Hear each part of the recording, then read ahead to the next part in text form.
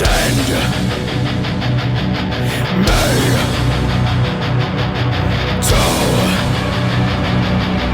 hell, 'cause the high past height's overrated. The scene's dull and the people sedated. I wash my hands of this fucking madness.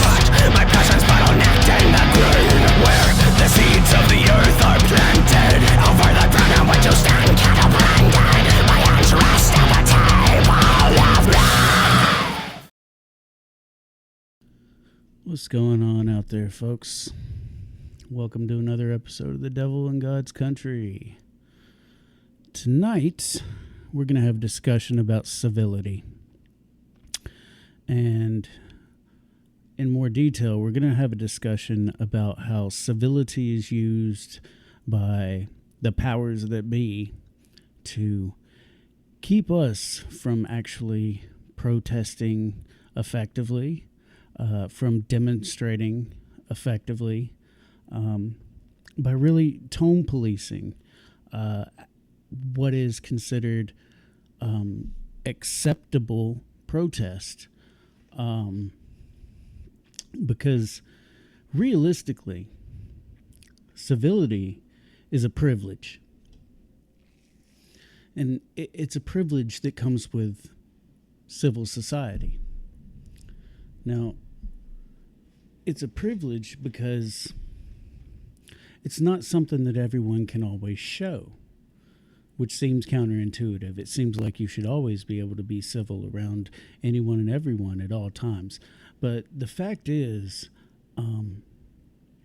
in the face of incivility, behaving civilly will be ignored every single time.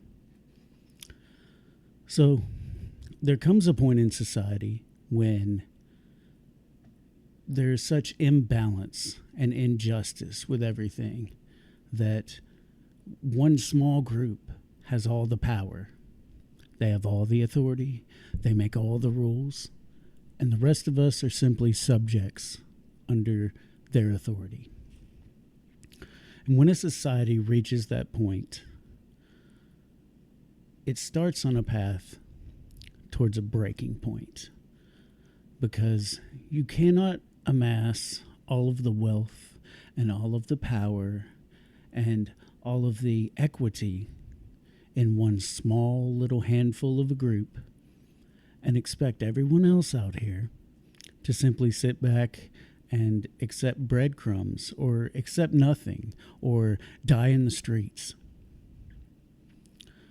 There comes a point where simply protesting civilly, we're simply asking nicely, please don't take advantage of me, simply will not work. So we've seen a little bit of that recently. And of course, I'm talking about good old Luigi. Regardless of how you feel about his background, his Ivy League education, his family's wealth, the reality is he wasn't wealthy enough. He wasn't wealthy enough to simply have to deal with a health condition that caused him to need a surgery and to be okay with his insurance not covering it. Because there is a level of wealth where that you know, you're not going to take any matters into your own hands. You will simply pay the bill. And yeah, you'll bitch about it because even wealthy people don't like to spend money. But there is an amount of wealth that you can have to where there's no sort of medical issue you can have that's going to stop you from being able to take care of yourself. That's simply a reality. There is a ceiling where you will reach a point where it doesn't matter if the insurance pays or not. You're simply going to be okay no matter what. And our friend Luigi was not there. He may not have been where a lot of us are out here struggling every single day just to make ends meet, just to get by day to day. But he wasn't wealthy enough for this shit not to impact him. What he did is something that a lot of us might have done in the same situation. Um, that isn't to say it's correct or right or ethical or moral or any of those things. It's just simply an example of when someone reaches a breaking point and what can happen.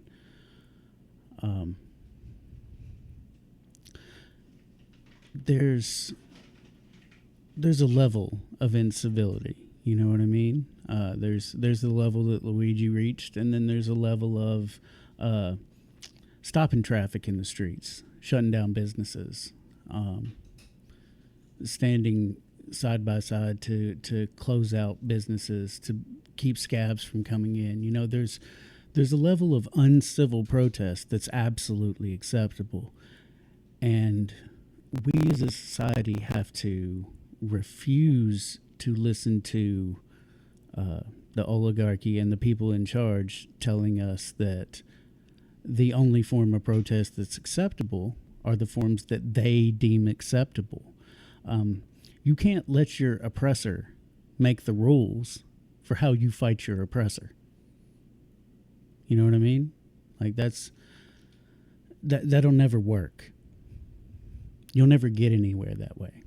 Your oppressor will simply laugh you off and ignore you. So sometimes people reach a breaking point and they gather people together in the streets and they shut businesses down and they shut roads down, and you can't sit back and tell us on Fox News and other media sources that that's unacceptable, because that's still nonviolent.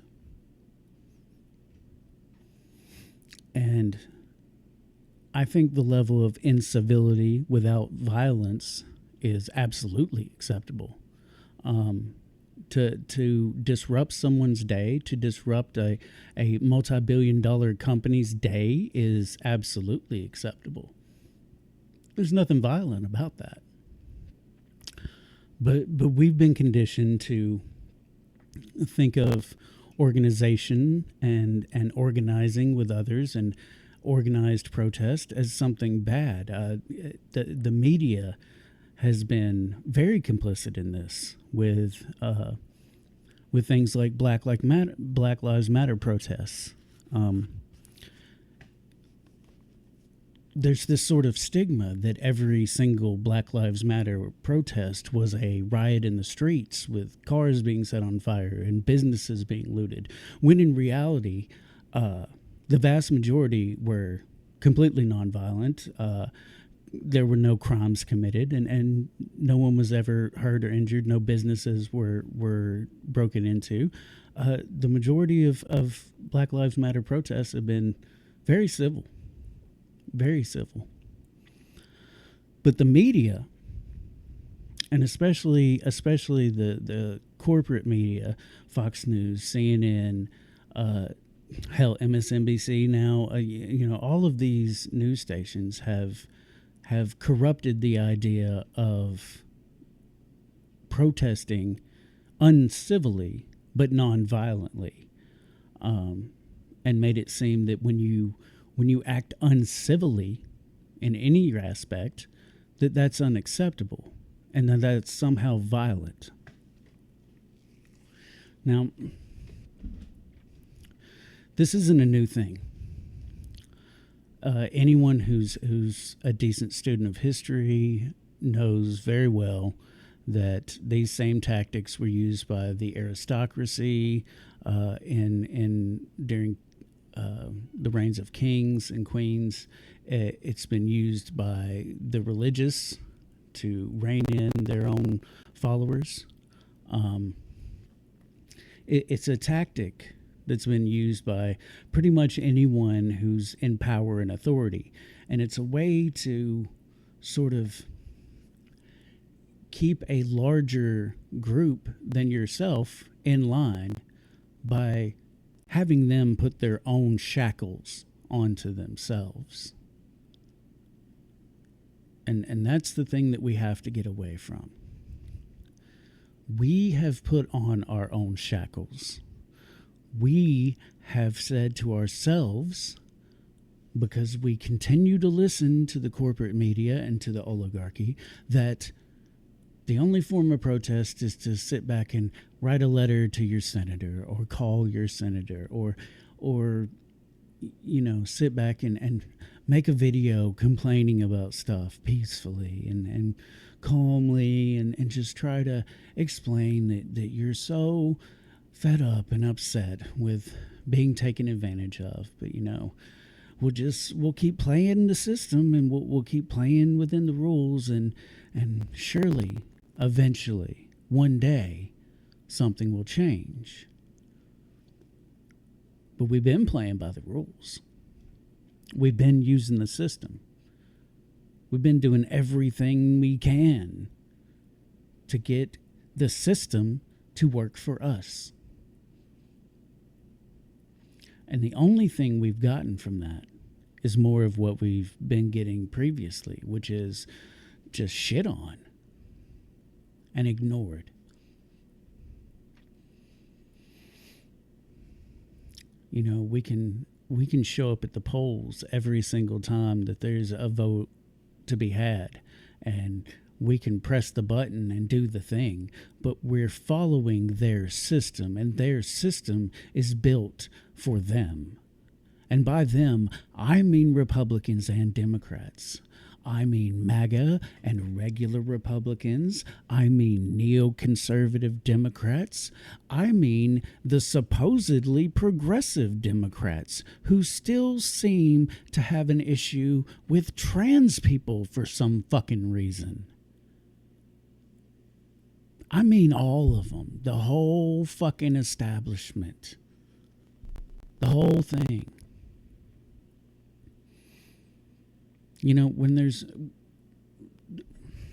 We like to say that one good apple will ruin a whole fucking barrel. But we often overlook the fact that we can't hold on to a barrel of rotten fucking apples because there's 2 or 3 good ones in the fucking barrel. That also is insane. And that's what we have right now. We have an entire political system that is mostly fucking rotten, with 1 or 2 good apples in there that are trying to play by the rules and keep doing the thing and hope that we get somewhere slowly but surely. And a lot of us are too old to ever see anything come of any of this. And we're kind of sick of it because we've been watching it our whole lives. I am 44 years old, and I have been watching the slow, agonizing march of progress for as long as I could consider what the fuck was going on around me. It is slow and agonizing, and it doesn't have to be that way. The only reason it's that way is because we have a handful of people who want to have everything. And because we have a handful of people who want to have everything, there's a lot of us that have almost nothing or very little. Inequality can only be sustained for so long. I've heard other people talk about the fact that it kind of feels like we're at the end of late stage capitalism, where the beast is going to start eating itself, and we are seeing some of that. But again, that's just allowing the system to continue to be the system. If we have another depression, it's not going to even the table. Even though it will affect billionaires, there is no way that even another Great Depression could level the playing field between us, because they have so much amassed wealth, ownership, and power. that if there's a depression, we all lose everything. All the poorest of us, yeah, we're gonna be fucking, trying to figure out how the fuck to buy bread. But motherfuckers like Elon will still be sitting over here going, let them eat cake. I've got steak. And we can't even afford to put a fucking chicken in the pot. And there's another old saying,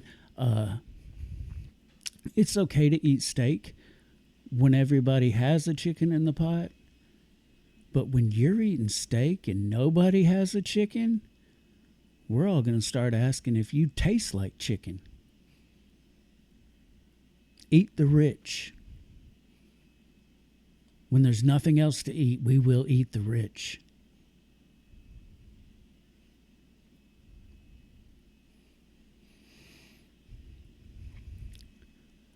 I grew up being told that this was the greatest nation on the planet. And I've seen much worse nations. I have. But to constantly repeat over and over that we're the greatest nation in the world and we can't meet the basic responsibilities that nations who have fucking half of our wealth meet every day, then we're not the greatest nation. I can't tell you who is, but I know it ain't this one. And no fucking orange man who can't fucking moderate his bronzer is going to fix that. There's no single individual that can fix that. The only thing that can fix that is for all of us to come together to change things. I've spent years since fucking 2014 fighting theocrats, fighting evangelicals, fighting right-wingers, and even fighting other atheists. And it's been fucking exhausting. I'm exhausted from doing it. I don't want to fight any of those people anymore. I want all of those people to realize that we are being taken advantage of by everyone who's part of this fucking oligarchical system. That includes the fucking orange man. That includes his first buddy. That includes RFK Jr. That includes all of the billionaires that he wants to put on his fucking cabinet. That includes most of the fucking Congress. At a local level, that includes probably your governor.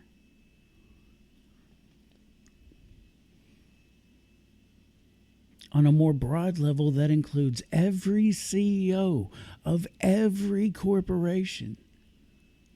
Not just in this country, but on the entire planet. That includes every billionaire, whether you like them or not. Everyone who has power and wealth and authority over you is your enemy. Because they are not here to make your life better. They don't care how your life is. Whether it's good, bad, whether you die in the streets, whether you become a millionaire and fucking live happily for the last fucking 10 years of your life because that's all you got left because you had to fucking kill yourself to get to that fucking million. They don't fucking care. And they are not treating us civilly.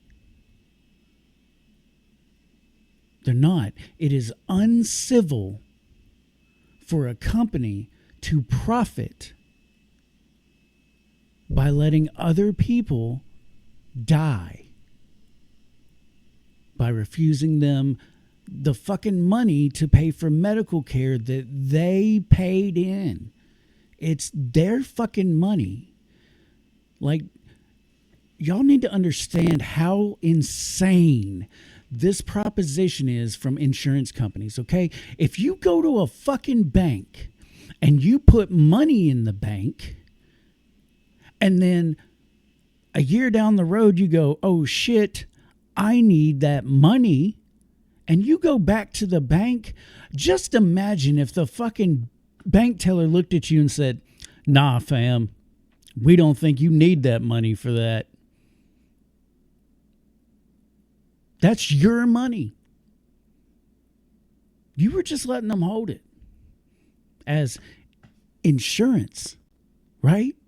As insurance against a rainy day, against a time when you might need that fucking money. So really, just give it some thought. Imagine walking into the bank.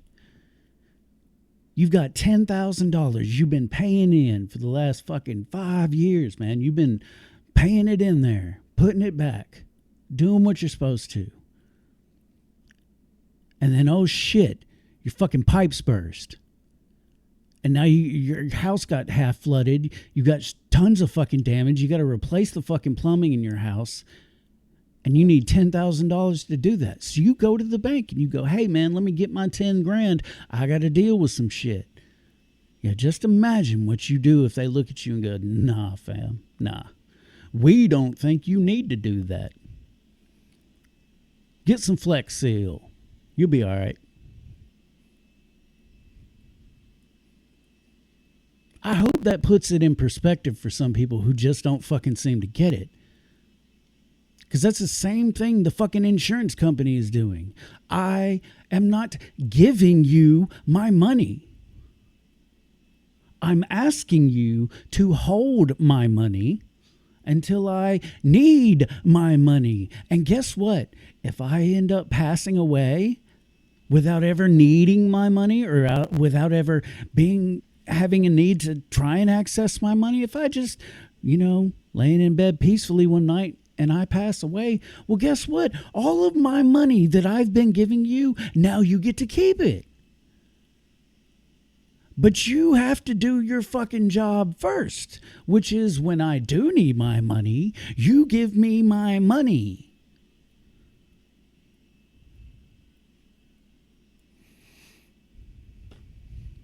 So sitting back and making decisions and using an AI program that has a 90% failure rate and fucking rejecting like the majority of people who make claims with you, that is uncivilized.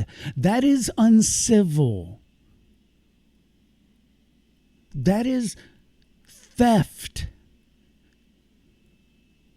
Never mind disrespectful. Never mind civil or uncivil. That is fucking theft. You are stealing from people.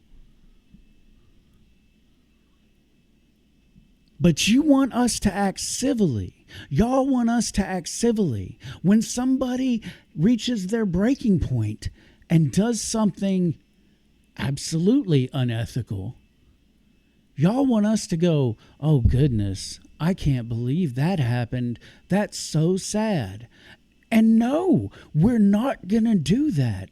Because why should we? Why should we act civilly with people who do not act civilly with us? There's no reason to. Do not be civil. Do not be polite. Do not be kind to these people. They do not deserve it because they would not show you the same respect. And we know that because they never have.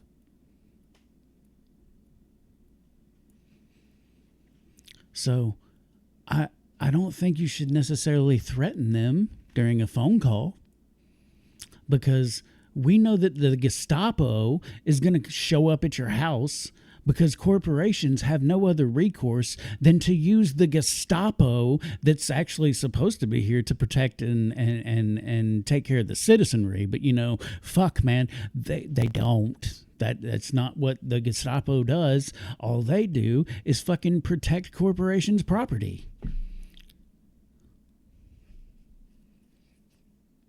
I mean, how many manhunts do you see for just a regular average Joe getting shot in the street? None. Zero. No. They can't afford to do that. But let it happen to one of their fucking corporate oligarchs. Oh shit. They're on it. 10 grand reward. Everybody's out in the fucking streets. We got every man on fucking board. We're gonna find him. I don't care how far he goes. Yeah. For one of y'all alone. But for one of us, no. You'll never find the fucking person who did it because you don't fucking care. So stop telling us to be civil. Because it's not going to happen. Not when you have sat here for so long, for generations, treating the working class absolutely uncivilly, without any civility whatsoever. So listen, folks. You don't have to be fucking kind and polite and nice to these motherfuckers. If you have a problem with your insurance company and you have to call them and try to get shit straightened out and you feel like cussing them out, cuss them the fuck out. Don't threaten them, but cuss them out. Yeah, no. Don't be nice. Don't be civil. Don't be kind. Fuck them. And I know that's just another employee down the line. Doesn't matter. Doesn't matter. They know who they work for. And I know everybody's got to have a fucking job, which is why, hey, yeah, don't necessarily threaten them, but, you know, make sure that they don't want to fucking take those calls anymore. Because there's no reason to be civil with these people. There's just not. And listen, if you think that I'm just fucking out here upset about shit and just being fucking off the wall crazy, I want y'all to think about this. Now, these are just a couple articles that I pulled up earlier today. Most often, this civility bullshit is used against marginalized and minority people. It was used all through the fucking civil rights movement. Yeah. Black folks were told repeatedly that any form of protest that they brought to the table was uncivil. Wrong. It would be met with fire hoses and fucking dogs. Didn't matter if it was violent or peaceful. That wasn't the problem. The problem was it was black people wanting to get treated as fucking equals. And the power that be didn't want that to fucking happen. So they tried to tell them, hey, the only way that you can do anything is through our system, through our pathway, the way that we say you can do it. And that's the only way to do it. And realistically, that is the path that was taken for the most part. But because black folks were beaten down, literally put in jails, just beaten down, sprayed with hoses, had dogs put on them for just protesting, for just asking for equality. And in the end, they managed to get the civil rights bill passed and get other bills passed in the government. And you know what it's gotten? It's not equality.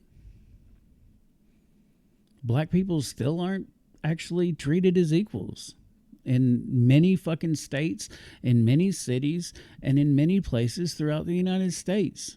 And I get it if you live in some fucking area where everybody's kind and nice to each other and that doesn't seem to happen. But I guarantee you, even in those areas, ask some black folks how their life is. Is it the same as yours? Is it the same as the white folks that are in the same income bracket as them? Because I'm going to tell you that those black folks are going to tell you it's not. It's not the same.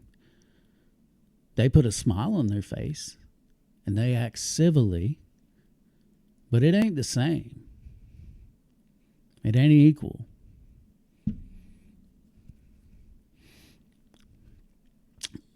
So, and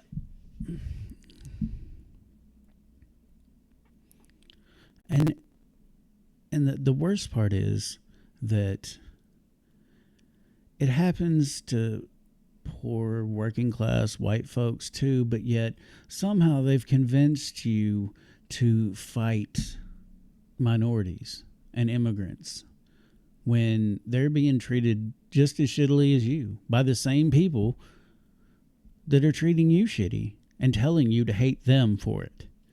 We have to treat you like shit because these people are here. Make it make sense. You know, this is the white privilege shit right here. When the dedication to civility is used to suppress protests, because 90% of what you're going to see on social media when people are talking about, oh man, you got to be peaceful, you got to use the system, this, that, or the other. It's almost always straight white dudes, man. Like 99% of the time, it's some privileged dude who's never had to deal with real fucking injustice or strife in his life. Most of them are upper middle class, and they will come on your comments in your social media and tell you you're fucking wrong for wanting to be treated better and not being willing to just sit back and fucking wait on it to happen. You know? And then here's a better question. Who the fuck decides what's civil? Whose decision is that? Because it generally seems to be that the powers that be, the people in charge, are the ones who make that decision. But honestly, they're not the majority. So how is it their decision to make what's civil and what's not? Because we certainly don't all agree on what's civil. There are people out here right now who think that what CEOs for insurance companies do by fucking denying the claims of sick people and allowing them to die, some people think that is absolutely civil. That's a totally civil thing to do. They're acting civilly. It's not violent. And I'm going to tell you right now, I absolutely disagree. I think that's violent as shit. I think that's uncivil as fuck. So yeah, who gets to decide? Who gets to decide what's civil? You know? History is just the greatest teacher. Because all throughout history, we've been discussing civility and civil disobedience and civil discourse. Ever since we've created societies, we've been having this discussion, because we always get to a point where there's some sort of oligarchical class, some aristocracy, some dictator that gets to tell everybody what the fuck's civil and what isn't, and what's acceptable and what isn't. And it's always a minority group telling the majority that we should just be okay with being exploited.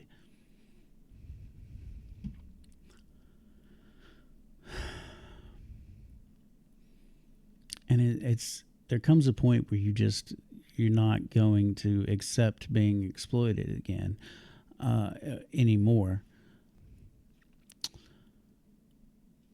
And there's more. There's more of these articles, and I'm not reading through any of them for you here. I'm just kind of throwing them up on the screen here so we can have a look at some of the options that you could look at to, understand where I'm coming from. Love this one. This was a great opinion piece on the age-old misguided obsession with civility. And it's again, mostly older white folks have this issue. They grew up in a time where they could afford to buy a house and a car and fucking take care of everything and pay all their fucking bills on just a regular old, single person job. And everything was fine and dandy. And you acted civilly and you behaved civilly in society when you were a decently wealthy white person. And most white people in the middle class at the time were okay. They were doing all right.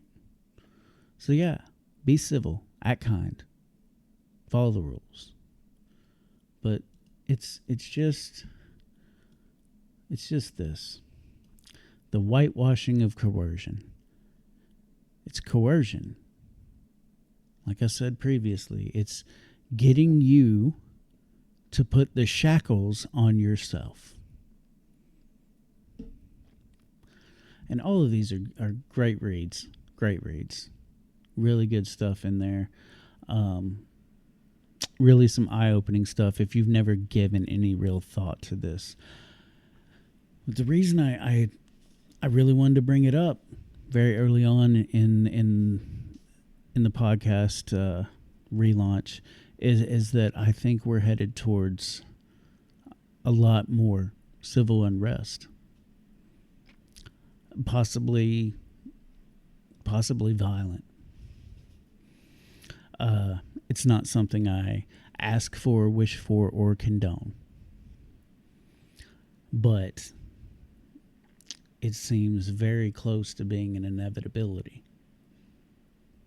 Because too many people are at their breaking point. And the people who could put the brakes on this and stop it, the people in charge, the people with the power and the money and all the privilege in the world, could stop it. But instead, they're doing everything they can to exploit us even more and to just suck the life out of us. And I promise you that what's coming up over the next few years is not going to be fun or pretty for the working class. Not at all. Not at all. It's going to be devastating.